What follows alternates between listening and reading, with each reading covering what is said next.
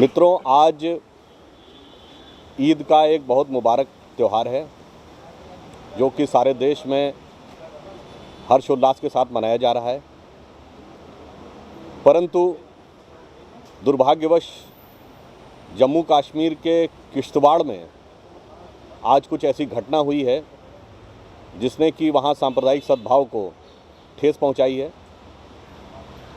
उल्लेखनीय बात यह है कि सवेरे 9 बजे कुछ ऐसी घटनाएं शुरू हुई जिसमें कि सांप्रदायिक तनाव हुआ।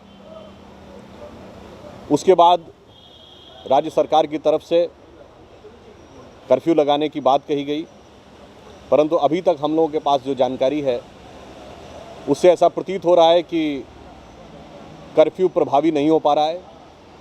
हमारे नेताओं ने वहाँ राज्य सरकार के वरिष्ठ अधिकारियों और नेताओं से बात किया, परंतु उनके आश्वासनों के बाद भी कुछ प्रभावी कार्रवाई ज़मीन पर नहीं दिखाई पड़ रही है।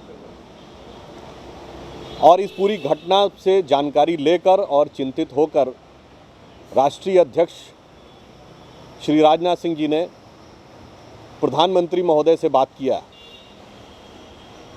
प्रधानमंत्री महोदय जी ने बात करने के बाद जानकारी लेकर उन्हें यह आश्वासन दिया कि वो इस स्थिति पर प्रभावी नियंत्रण लाएंगे और आवश्यकता पड़ने पर सेना का भी वहाँ पर तैनाती करेंगे। अभी तक जो हमारे पास लेटेस्ट जानकारी है उसमें अभी स्थिति नियंत्रण में नहीं दिखाई पड़ रही है,